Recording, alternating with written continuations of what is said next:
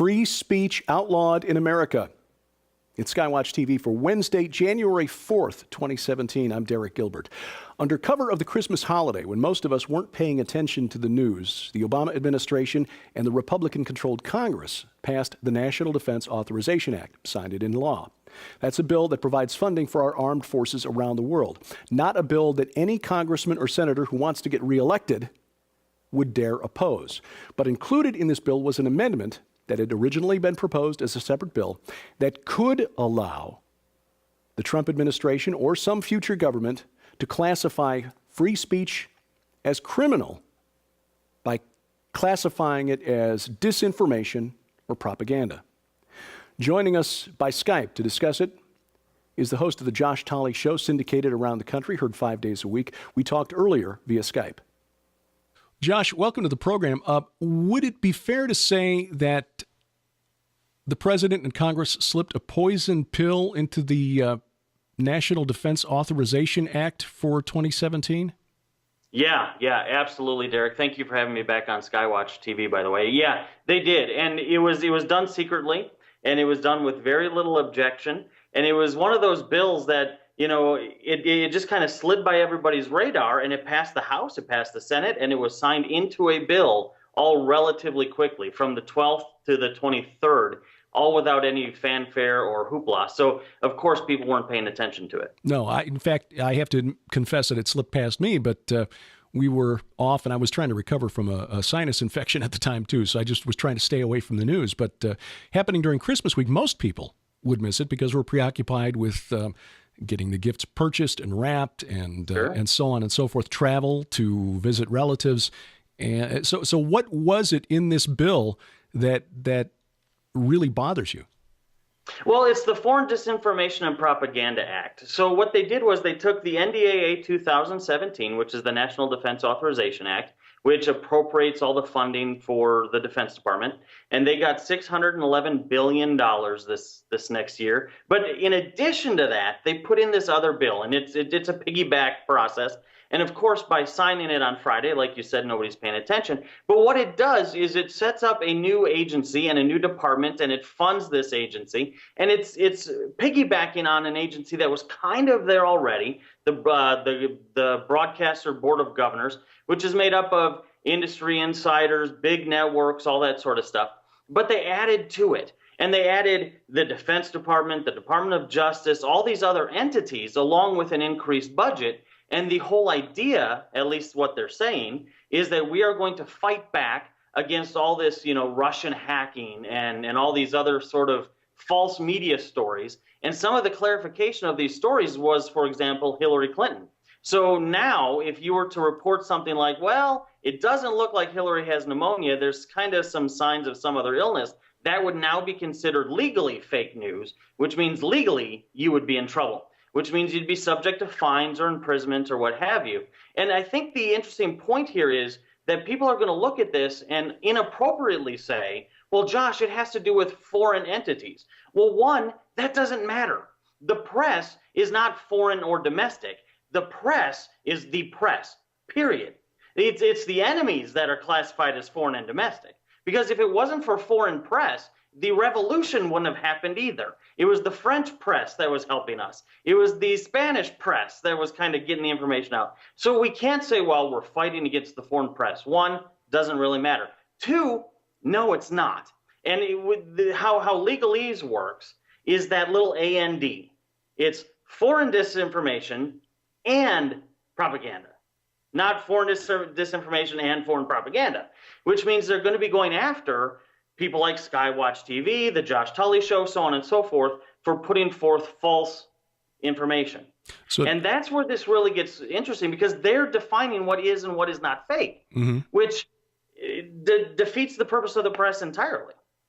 So the information is what would be foreign, as opposed to the source of the media. In other words, when the Washington Post ran that story a few weeks back about the domestic news outlets that were propagating Russian propaganda, they included sources like Alex Jones's Infowars.com, SteveQuayle.com, The Drudge Report, and so forth. In other words, domestic news sources, but they were classifying it as Russian propaganda. So in other words, a domestic news source like the Josh Tolley Show, like SkyWatch TV, could technically be considered as purveyors of foreign disinformation, foreign propaganda. Is that correct? Well, yeah, and not only just the foreign disinformation, but also domestic propaganda. That A&D is really important. Okay. Because it can be domestic propaganda. And they, of course, get to determine what that is. Mm-hmm. And again, we need to remind people that at the end of October, we gave over control of the internet to the international community. Right. That wasn't an accident. That means anything on the internet is now technically foreign anyway. It's kind of what they've done with cell phones. When they came out with the Patriot Act, they said, well, we're just going to spy on domestic phone calls. So what they did was they would route the call to a tower in Canada, route it back into America. Now it became a foreign phone call. So even if you were talking to your neighbor, that's a foreign call. We get in on this. Well, foreign disinformation then is where the internet pings to. Well, good night, Charlie. That pings around the entire planet. So all information, in a sense, could be foreign information if they really wanted to. But in addition to that, you have to look at why this is happening now. It's not a coincidence that America, Canada, France, Germany, Spain, Turkey, Egypt, Russia, and a number of other countries have all come up with this term fake news, which we didn't even have a year ago. Right. Nobody heard of fake news a year ago. Now you're telling me that 16 plus countries all have agreed on what fake news is, and they're collectively going to tell the masses what is and what is not true? That in itself goes against the very foundation of this country. The Bill of Rights, number one, is religion and press. So once they say, hey, you don't have the freedom to print whatever it is you think is true, then we are a controlled society. Why hasn't there been, I mean, even acknowledging that this was pushed through at a time when most people weren't paying attention to what was going on in the news, why hasn't there been a hue and cry from Americans saying, hey, wait a minute, this is this clearly runs counter to the Bill of Rights, as you say, the First Amendment, guaranteeing us the freedom of speech. How can this be constitutional? Well, it's not. It's not constitutional. But here's the thing. People are going to say, well, because it's not constitutional, then we can just undo it. No. Technically, yes, we can. We can repeal a bill. But in order to repeal a bill, you have to have the very Congress that voted for it take it back. These are the same people who voted for it. So it's not like we got a different new Congress that's in disagreement. The same people who voted for it would have to be the people who repeal it. That means the next place you would look is maybe the president. Well, the president can't arbitrarily repeal bills. This is not an executive order. This went through the entire process. So Donald Trump cannot come rescue the day and say, oh, we're getting rid of this. Nope, can't do it. The third option is the Supreme Court. Well, right now you have a vacancy on the Supreme Court, so you would not want to actually challenge it there right now because you don't have a balance that would go in our direction. So you wouldn't want to do that until you got a new replacement justice in. Well, by the time you get a justice in and then get it to the Supreme Court, because remember, it has to be made a case. They just can't say, oh, willy-nilly. Somebody has to sue. Exactly. Somebody has to sue. Somebody has to first be a victim. So by the time you went through that entire process anyway, you're looking at a year. Well, a lot of damage can be done in a year to people like SkyWatch TV, Alex Jones, Drudge, me, whoever, because that gives them a year of saying fake news, fake news, fake news. And what has happened is they put these big networks on the board. So your ABC, NBC, CBS, CNBC, MSNBC, all these guys are the people who get to decide what is real and not. Well, wait a second. These are the people who just got busted in the last 16 months by us in the alternative media, caught red-handed, cheating on the debates, the polls, the opinions, helping candidates.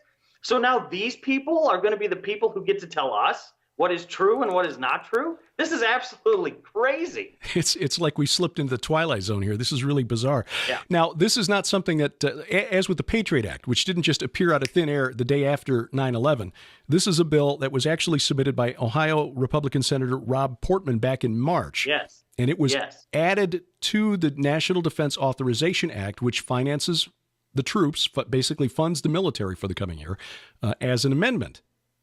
So how did that work? Why was it attached to this particular bill?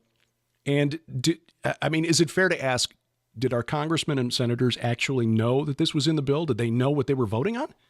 See, that's the $1 trillion question. If they didn't, bad congressman. So we can't even say, well, I didn't know. Don't vote on something unless you know what's in there. Who are you, Nancy Pelosi? Nancy Pelosi said, hey, you have to vote on it before we read it. Well, that's not what I want. I want you to read this thing before you say yes, which is the other part of this is because they piggybacked it on NDAA, who's going to say no? Right. You would have to completely get rid of NDAA and start over again, which would mean you'd have a shutdown of government, you'd have delayed payments for vets. No congressman or senators are going to want to do that. Political so you just suicide. kind of sign it away. But they knew they were doing something wrong, which is why they signed it the Friday before Christmas, and which is why they didn't tell anybody they're doing that. And this is why we have to be a little careful with Trump coming into office, too. A lot of people on our side, I would call it, are so ecstatic. Trump, Trump, Trump. I hope he does a great job. But that doesn't mean we have to stop being vigilant, because some of the people who are in his cabinet support this thing. Mm-hmm. Now, I hope he doesn't, but still, it's not as if one side is saying fake news, the other side is saying real news. Everybody is now using this word fake news, except for us, the makers of alternative media, and the wonderful viewers and listeners who consume it. But both sides of the issue, you pointed out how it was sponsored by a Republican, for goodness sakes. This is the most anti-Republican thing I can think of. They literally took a hammer and killed the First Amendment. It's going to be an interesting year. One more question here before we let you go. Sure. One of the memes that we have heard quite a bit over the last few weeks is as you said, the Russian hack of the presidential election, which, as you know, was not a hack, first of all. Secondly, there's no evidence that's been presented to show that Russians were involved or that they influenced the election in any way, shape, or form. And yet a couple of the more outspoken and powerful Republican senators, Senator McCain of Arizona, Senator Graham of South Carolina, while they're overseas on a foreign tour, are calling for stronger sanctions against Russia. Lindsey Graham saying in so many words, I want 2017 to be a year of offense. What do you see happening? I mean, what sense is there in trying to pick a fight with the world's second most nuclear-armed military power? Right. Well, actually, they're the most armed. See, what we don't realize is when we talk about nuclear armament, we just talk about intercontinental ballistic missiles. And on that, we're both tied at about 1,500, unless one of us was lying. Mm-hmm. But in addition to that, there's also strategic nuclear weapons, and they outpace us by over 3,000. So they have more than we do. But back to your question, this idea of why are we doing this? Because if you look at Lindsey Graham and you look at John McCain, these are inside the Beltway players. They are part of the system. Well, they benefited from this fake news just like everybody, or the real fake news. They benefited from this monstrosity like everybody else did. I mean, John McCain's daughter works for Fox News. John McCain was propped up as this alternative candidate, even though no Republican could vote for him with a conscience. So you have these sort of rhinos, and it goes back to what we've been saying for a long time. It's one coin, just two sides. It's the same thing. So they're looking to blame somebody else because they got caught with their hand in the cookie jar too. In other words, their constituents, the big money supporters who basically pay for their campaigns, are the ones who benefit from continuing the ongoing. We're trying to basically instigate a new Cold War.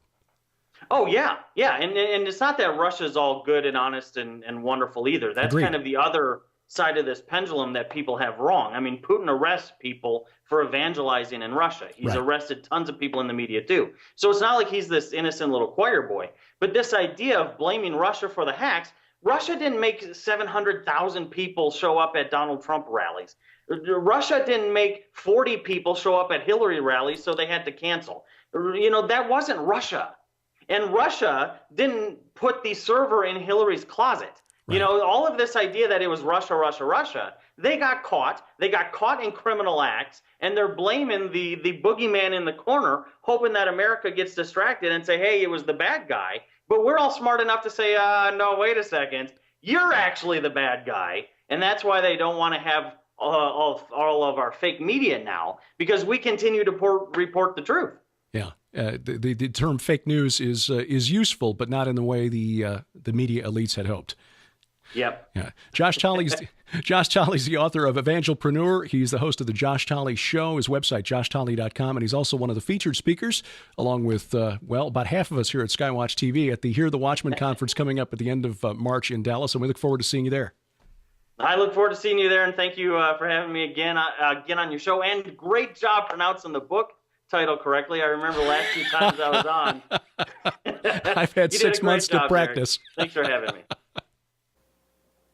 Josh Tolley, joshtolley.com, author of the book Evangelpreneur, and one of the featured speakers at the upcoming Hear the Watchman conference, God's Great Gathering, the G3 Intelligence Briefing, March 31st through April 2nd at the DFW Hilton. You'll find all the information online at hearthewatchman.com. Other featured speakers include L.A. Marzulli, Russ Dizdar, Coach Dave Daubenmire, John B. Wells, many more, Casper McLeod, other friends like Josh, of course. One of the unique panels that you'll see at this conference is a panel that Sharon and I are honored to host on Christian couples serving side by side in ministry. But more than that, Christian couples fighting side by side as fellow soldiers in Christ in the spiritual war around us, and how God's original design of the family was intended as a military unit in that spiritual war. That and much more, and save $20 off your registration by using the promo code SkyWatch when you register at hearthewatchman.com. Of course, Josh Peck and Jake Rahutsky, as well as Sharon and myself from SkyWatch TV, will all be there. Again, full information and the place where you register is hearthewatchman.com. You'll find us online at skywatchtv.com. All of our social media links are there. And you'll find my website, derekpgilbert.com, this week featuring an interview with Ken Johnson on the ancient book of Gad the Seer. That's derekpgilbert.com. Thank you for watching as we keep watch.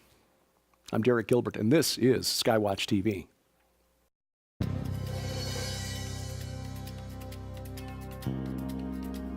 Could there exist ancient mysteries that have never been unlocked? Are there secrets waiting thousands of years to be uncovered? Are there hidden keys that can transform your life into one of joy, victory, success, fulfillment, and blessing? Imagine if you could have a treasure chest that contained ancient mysteries, the secrets of the ages, the answers to our most enduring questions, and the keys to transforming your life. This is what you'll get in the Book of Mysteries by Jonathan Cahn, author of the New York Times bestsellers, The Harbinger and The Mystery of the Shemitah. As you open up the Book of Mysteries, you will be transported on a journey through a desert to encounter a man known only as the Teacher, who will take you on an odyssey to mountaintops, caverns, encampments of tent dwellers, and oil-lit chambers of scrolls, ancient books, and mysterious vessels, to open the mysteries of the age and your life. Unlock such mysteries as the portal, the mystery of the 8th day, the Maccabean blueprint, the bridegroom's visitation, the 7 mysteries of the age, and much more. Enter a one-year odyssey with 365 different mysteries, one for every day of the year. Begin your journey, open up the treasures, unlock the mysteries, and change your life with the Book of Mysteries by Jonathan Cahn, available where all books are sold. Jonathan Cahn, the best-selling author of The Harbinger and Mystery of the Shemitah, brings his brand new book to SkyWatch TV. The Book of Mysteries, officially released September 6th. It's a story, a journey, and a daily devotional like no other. And when you order the Book of Mysteries from SkyWatch TV, we'll include The Mystery of the Shemitah, 2 Jonathan Cahn DVDs, The 6 Heavenly Entities, and The Cosmic Bride and Bridegroom, 2 free promotional gift books, and a 1-year subscription to the new SkyWatch TV magazine. It's a total value of more than $100, yours for just $25. Or you can order a 10-pack, 10 copies of all the books and DVDs, gifts for your friends, total value of more than $1,000, yours for just $199. This offer is only available from SkyWatch TV. Order the Jonathan Cahn Book of Mysteries bundle today by calling toll-free 844-750-4985. That's 844-750-4985. or log on to skywatchtvstore.com.